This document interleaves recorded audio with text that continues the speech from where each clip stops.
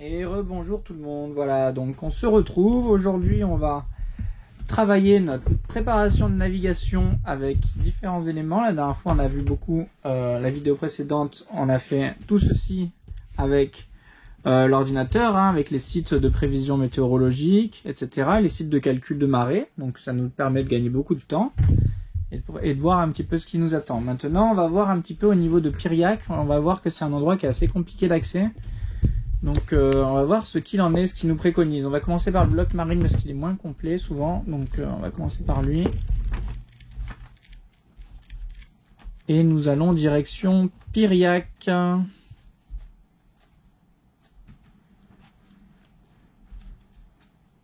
On y est presque.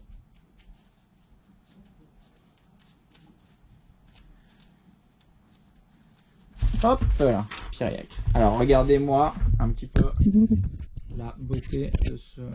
Parce qu'il y a le soleil. Et regardez-moi un peu la beauté de ce port. Voilà. Regardez, comme ça donne envie. Donc, du coup, Piriac, Piriac-sur-Mer, qu'est-ce qu'on va nous dire? 830 places, 70 places visiteurs, 1m80 de 1m80 1m80, ça va être dans le port, c'est pas possible. On va vérifier la carte tout à l'heure. Non, oui, c'est dans le port, c'est sûr. Bon, quai, eau, électricité, blablabla, une grue Kingston, tout ce qu'il faut comme d'habitude. Alors, à mer, on a un pylône métallique du sémaphore du Castelli, haut de 40 mètres, ça va, éclairé au sommet la nuit de 2 feux rouges visibles sur tout l'horizon. Bon bah voilà, on a un bel amer pour le récupérer, c'est un pylône métallique du sémaphore du Castelli. Approche de nuit, accès de jour, bouée, très visible. Alors, il faut qu'on trouve tout ça. Bouée, les baïonnelles, tourelles de retresse, très visible. Voilà, ici on a retresse.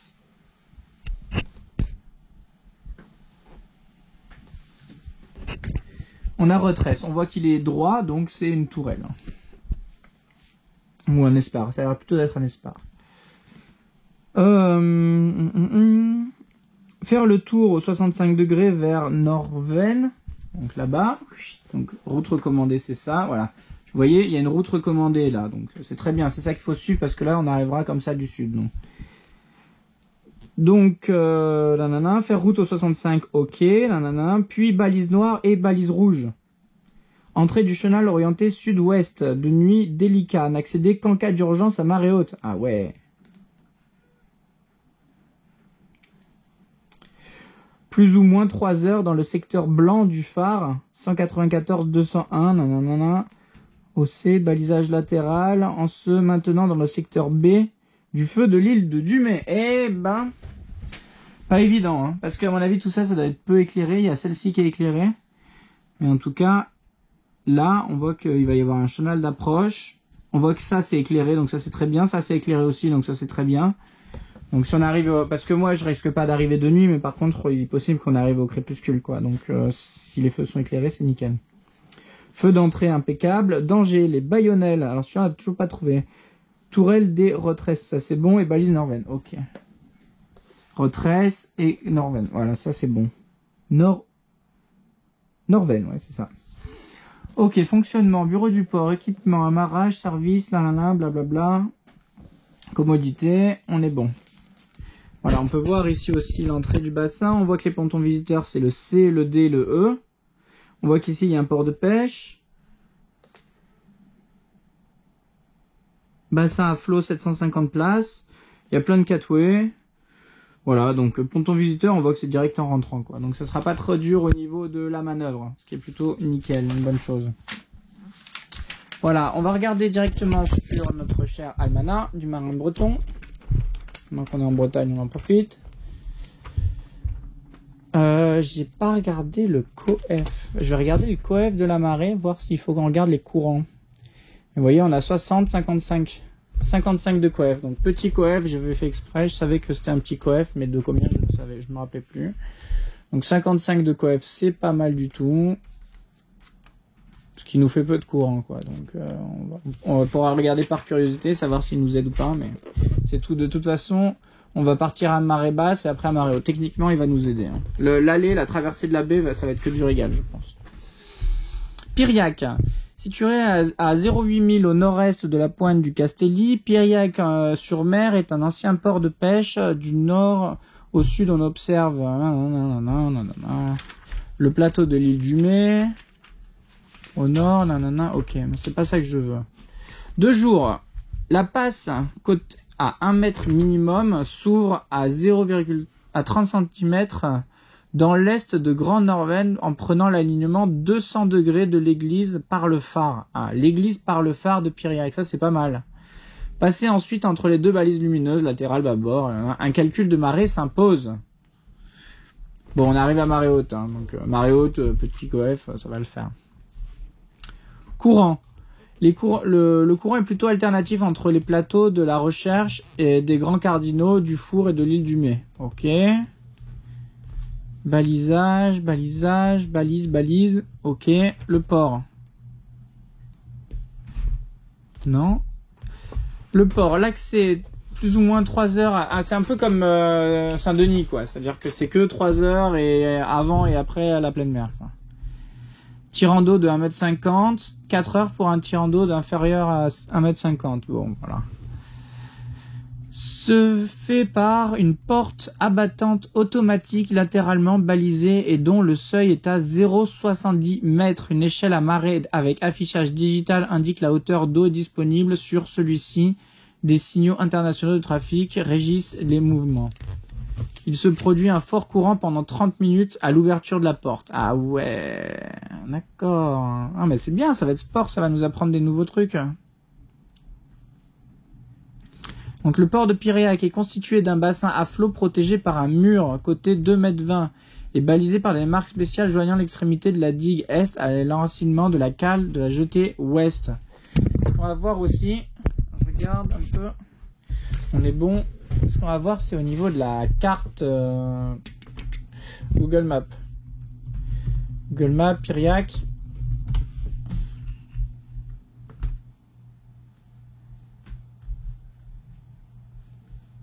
Et on se met en satelloche. Voilà.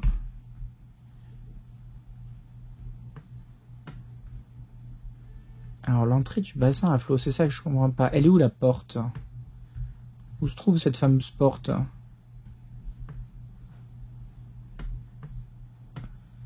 Qu'un bassin à flot, c'est un bassin qui ne suit pas les marées avec une écluse, comme on avait vu un peu à l'île Dieu. Si je dis pas de bêtises, hein. Ou alors c'est juste un bassin où il y a de l'eau qui est draguée, donc ça serait celui-là. Parce que là j'avais vu écrit bassin à flot, ouais. Bassin à flot, ouais. Donc c'est pas forcément un truc avec une porte.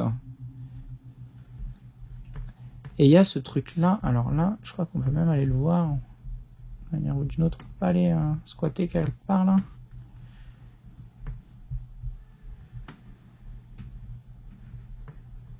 Là, les marques spéciales, c'est ça, ils nous en ont parlé tout à l'heure. Hein. Malheureusement, on ne voit pas grand-chose. Un phare, on a le clocher, on a notre alignement. Hein. Apparemment, ça serait le phare et le clocher. Je pense que c'est celui-là, l'alignement.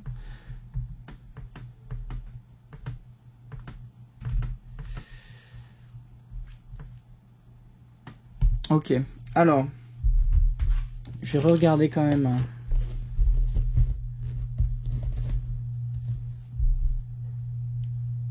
Le plateau de Piriac jusqu'à 1,7 m dans le nord et le nord-ouest de la pointe du Castelli, dont les hauts fonds et les têtes rocheuses sont couverts par la bouée ouest lumineuse, les Bayonnelles. C'est là il faut qu'on la trouve et je pense qu'elle est au large, au sud-ouest, pardon, et du coup il faut qu'on regarde sur la carte. Voilà, attends, on va regarder d'abord sur la carte ici. Les Bayonnelles, à mon avis, elles doivent être par là. Là, non, il n'y a pas de Bayonnelle par là.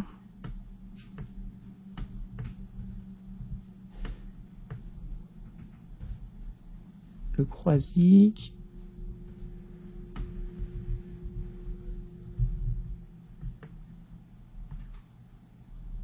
Attendez, on est où là? Oh, mais c'est bon. Il est où, Piriac? Là, c'est la Turballe. Ah, il est là. Il est là, oui, c'est là, c'est Piriac. Hop, donc les baïonnelles, ça doit être celle-ci, non? Hein, moi, je vois bien celle-ci. Là. Yes! Voilà, question de logique. Hein. Question de logique. Hein. Donc, par le sud, la première qu'on va voir, c'est donc les baïonnelles qui se trouvent ici, qui va nous indiquer après le chemin jusqu'à Rotresse, et jusqu'à Grand Norven. Et donc, du coup, on va faire tout le tour et après on chope l'alignement. C'est pas si compliqué que ça, en fait, l'arrivée là-bas. Voilà, c'est pas si compliqué que ça. Donc, c'est plutôt pas mal, c'est une bonne chose. Voilà, donc on va voir maintenant au niveau de la carte. Je vais étaler la carte et on va voir un petit peu au niveau de notre route. Je voulais voir peut-être les... Au niveau des courants, mais j'imagine juste que le bassin va se vider à marée basse. Le golfe de Bourgneuf va se vider à marée basse et se remplir à marée haute. Ouais, ça c'est le contraire de quand on était venu. 1 heure après la pleine mer, et là ça revient. Ok, donc il faut savoir que avant la pleine mer, on va se taper du courant contre. Ça c'est sûr. Mais nous, on sort quand c'est la pleine mer, donc ça nous arrange, c'est parfait, on va être poussé par le courant, ça c'est encore une bonne chose. Une bonne nave, une bonne journée pour partir. Quoi. Une nave bien préparée, encore. Alors, hop, je vous récupère. Voyons voir. Alors, nous avons Pornic ici. Pornic ici, on a la Cardinale Notre-Dame qui est là. On va passer à l'ouest et au nord, hein, au nord-ouest. Hop, après on va longer le banc de Kerouars, on va passer au sud. J'ai décidé de passer au sud, pas de longer la côte. On sera poussé par le vent, donc ça va être nickel. On va passer au sud et on va rester au centre de la baie, hein, ce qui est quand même le plus simple, là où il y a le plus d'eau et le moins de problèmes. Au nord de la Cardinale Nord de la Blanche, hein, du banc de la Blanche. On va passer ici. Et on va traverser c'est ici qu'il y a la zone d'attente. Donc c'est à cet endroit-là où il va falloir la jouer malin. Essayer de traverser tout ça, sachant qu'il y a des cardinales de partout ici. Alors que vous voyez qu'au sud, il y a quand même moins de soucis. Donc peut-être que pour des raisons de sécurité, aller peut-être là où il y a moins de vent, mais moins de cardinales. Maintenant on peut passer large, hein, tout là. Hein. Donc on verra après en détail. À quelle heure on arrive là? C'est surtout l'heure et d'où vient le vent en fait. Parce que si on a le vent nord, on n'ira jamais là-haut quoi. On va pas aller tirer des bords là-dedans quoi. C'est se vouloir du mal. Donc si on a du nord, on continue comme ça quoi. Donc voilà. Après vous voyez que pareil, on continue tout le temps en dessous de ça.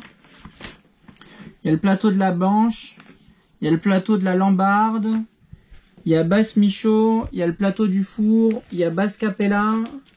Tout ça, on va prendre au large. Celui-là, le plateau du Four. Si on est ric-rac niveau timing et que le vent vient de nord, enfin, et que le vent vient de nord-ouest, il est possible qu'on trace comme ça là, qu'on coupe à l'est du plateau du Four. Si vraiment on a des soucis de timing, sinon on prendra large, tout dépend. Parce que là, il y a quand même beaucoup de naves, hein, quand même, hein, mine de rien. Donc s'il n'y a pas beaucoup de vent, on risque pas de tracer, quoi. Et donc après, voilà, comme on a vu, les baïonnelles, Grand Norven, Patati, Couffin, et on arrive à Piriac, qui se trouve ici. Donc voilà, les gros...